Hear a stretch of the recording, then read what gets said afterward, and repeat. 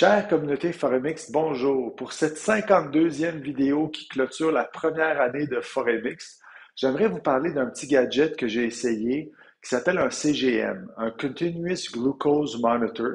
Il est fabriqué par la compagnie Abbott et le nom sous lequel il est vendu, c'est un Freestyle Libre 2. Alors, ce petit gadget se fixe derrière votre bras, donc au niveau du triceps et il vous donne votre glycémie, donc votre taux de sucre ou de votre taux en fait de glucose sanguin en temps réel avec votre téléphone intelligent. Alors en 2022, je me suis procuré deux de ces senseurs. Selon la compagnie, chacun de ces senseurs est bon pendant 2 semaines. Moi, je voulais faire des tests pendant 4 semaines, alors j'en ai pris deux. Qu'est-ce que j'ai fait? Eh bien, pendant ces 4 semaines, j'ai voulu regarder la variation de ma glycémie dans le temps en variant différents paramètres. À noter que pendant ces 4 semaines, la variable qui n'a pas changé, ce sont mes entraînements. Donc, j'ai continué à m'entraîner 5 jours semaine, comme j'ai l'habitude de faire. Alors, pour la première semaine, la semaine 1, comme je vous ai dit, je n'ai rien changé. Donc, j'ai mangé comme d'habitude, je me suis entraîné comme d'habitude et je me suis couché et réveillé comme d'habitude. Cette courbe, qui est représentée par le graphique bleu, elle représente une moyenne journalière horaire. OK?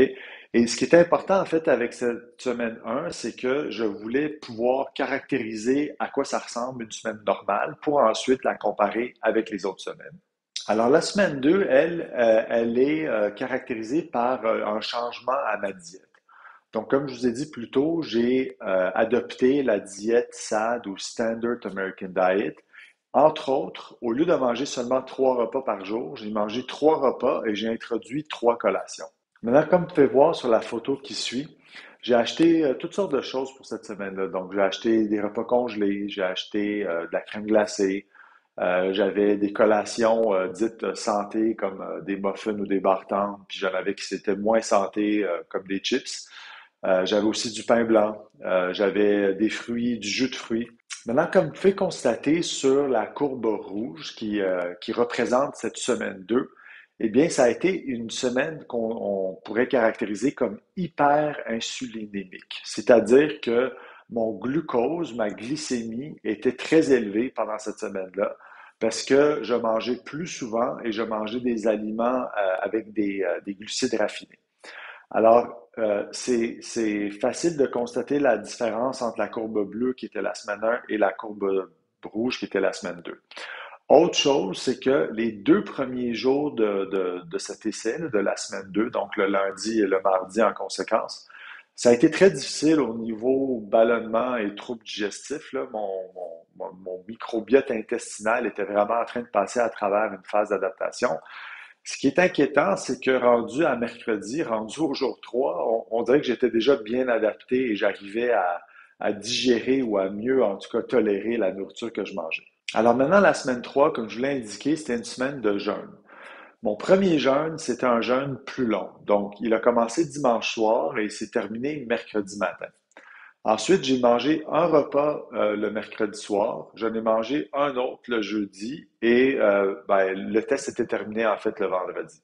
C'est très facile de constater sur la courbe quand on regarde la ligne verte là, qui représente la semaine 3. C'est très facile de constater que là, contrairement à la semaine 2 qui était hyper insulinémique, donc il y avait un impact important sur mon insuline, eh bien le jeûne, bien entendu, il a un impact important, mais tout à fait contraire sur mon insuline.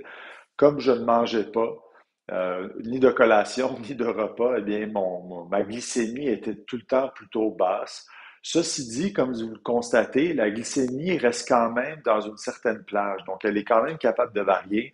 De là, si vous voulez, la preuve que votre corps n'a pas besoin de glucides pour rester sucré. Vous avez tout ce qui est nécessaire déjà dans vos propres réserves. Et puis finalement, la dernière semaine, la semaine 4, comme je vous l'ai indiqué, ça n'a pas fonctionné comme je voulais. Moi, j'ai l'habitude de me coucher à 9h30 environ et de me réveiller autour de 5h30. Et pour les besoins du test, je me suis couché à minuit et je me réveillais à 5h. Lundi soir, ça a fonctionné. En fait, dimanche soir, ça a fonctionné.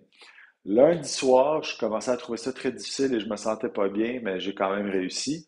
Mardi soir, malheureusement, j'ai dû abandonner le test, alors j'ai laissé tomber l'expérience. Voilà. Maintenant, quand on superpose les trois courbes, finalement la semaine 1, la semaine 2 et la semaine 3, eh bien, voilà ce qu'on obtient.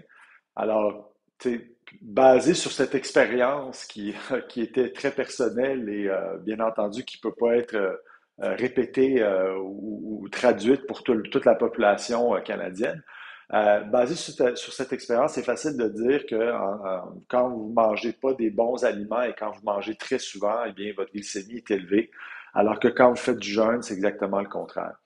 Sur ce, je vous dis merci et je vous dis à la semaine prochaine.